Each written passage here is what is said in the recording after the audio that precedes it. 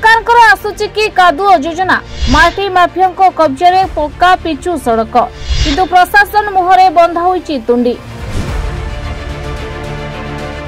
दुर्घटना घटिलानी मृत्यु को बोधे प्रशासन अपेक्षा कहीं प्रशासन नेउनी एक्शन बुद्धिजीवी महल में तीव्र निंदा।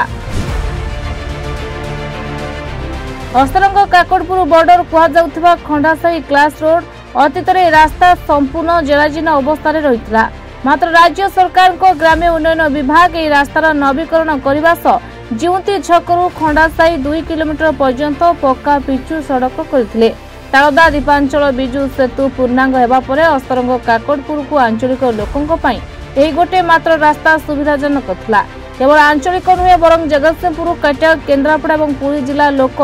प्रत्येक दिन रास्ता यातायात कर मात्र वर्तमान राज्य सरकार को सड़क योजना एठी कादुओ योजना रे परिवर्तन होईछि। हो आज्ञा एक आमे कहूनु कहूछि आम कैमरा रे आउ सुबुची यात्री स्वर। काकड़पुर अस्तरंग तहसिल अधीन थिबा रास्तार उभय पार्श्व राजस्व अंचल माटी माफिया माने एते सक्रिय हेले उदुदिया खरा बेले आउ मध्य रात्र रे एठी बिना राजस्व रॉयल्टी रे माटी चोराचालन कले आउ ओभरलोड माटी रास्ता रे जमा कले। परवर्ती अवस्था अदिनिया वर्षा एवं रास्ता को संपूर्ण कादुमय कर देछि जहा फल रे अनेक दुर्घटनार शिकार हेलेनी लोके किंतु प्रशासन यहा परे एपर्यंत कोनोसी पदक्षेप ग्रहण करि नाही। दुर्घटना आहत होइछन्ती अनेक लोके किंतु प्रशासन बोधे एही कारणरू कि आगु को मृत्यु मुख को जीव सेथि पई कुंभकर्ण निर्देश होइछि कि प्रशासन जाकु नै बुद्धिजीवी महल रे स्थानीय प्रशासन को तीव्र निंदा करा जाइछि। खरा दिन बेटी माटी चोरा चालान माटी होछि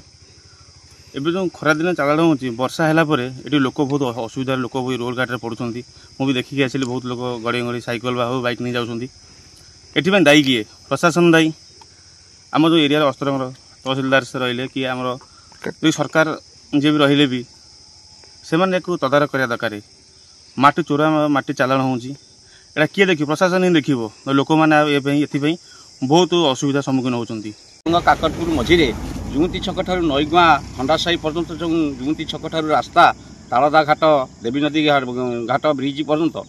ये घाट पर्यंत जावाई लोक मैंने बहुत हैरान असुविधार सम्मुखीन होती एवं वर्षा दिने जो प्रकार माटी उठुची खरा दिने ये वर्षा दिने ये कादुआ पकई ट्रैक्टर बेला वर्षा दिने रास्ता तक जो प्रकार अवस्था कादुआ फल फल ही बाहर जहाँफल यात्री मैंने जावाक काली गोटे झीर गाड़ी ये स्कूटीटा खसीगला ये कादुआ से झीटी पूरा जाए गछे बाड़े ही गला मुझे आसी पछपटू भिड़ी धरी से झीटा को उद्धार कली कहली माँ तुम एत बाट केमी खसीगल ना सारे साढ़ू गोटे कार आसला मुझे काटिदेला बेलू खसीगला ये फल फलिया कादुआ ट्राक्टर वाला सब पकई कादुआ मुंडा मुंडा कादुआ तेणुक प्रशासन को आम नवेदन करुँ आमर ये जून छक रास्ता को सुरक्षित भाव में कम करागले आम तालदा नईगुआ एवं तालदा पंचायत नईगुआ पंचायत सबू लोक यही बाट दे जावासिया करलदा घाट देकी जावासिया कर जून छक रास्ता देकी तेणु प्रशासन को आम नवेदन करुँ जे रास्ता को संपूर्ण भाव में भल रूपे कम करागले आम समस्त ग्रामवासी तालदा पंचायत ग्रामवासी नईगुआ पंचायत ग्रामवासी मैंने आम समस्त उपकृत हेबू और बाहर लोक मैंने आसुँच उपकृत हे ये आम प्रशासन को तेरे किपरि का अनुमति रे माटी माफिया एते सक्रिय होइछन्ती काहेकि प्रशासन पाखरे खबर नहीं अनेक दिन धरी बारंबार खबर हेउछि कोन पई पदक्षेप निया जाउ नहीं। सुविधा तो बहुत खराब अछि रोड रो ए माटी नहीं जाउछन्ती माटी सब ओवरलोड कर नवंती माटी गाड़ी गाड़ी जाउंती तबरे वर्षा हला परे कादुओ होउछि लोक माने हैरान होउछन्ती पड़ी गिरी भी खंडिया मंडिया होउछन्ती असुविधा तो सारे गोटे साइड रे ही जीवा पड़ुची आ गोटे साइड रे जाई होनी पूरा पूरा कादुओ हिंगी रछि आ टिके स्लिम माइला माने पड़ियार फुल संभावना या पछरे किछि तळिया कर्मचारी को अंधारी विजय होउछि कि यह प्रश्न बुद्धिजीवींकर उत्तर रखिबा प्रशासन कथारे नुहे केवल काम रे केबे नेबे पदक्षेप कि आगु के रास्ता रे भविष्यत मृत्यु को अपेक्षा करिवे ताही अपेक्षा। अस्तरंग काकड़पुर राज्य विश्लेषण रिपोर्ट रिपोर्टर्स टुडे।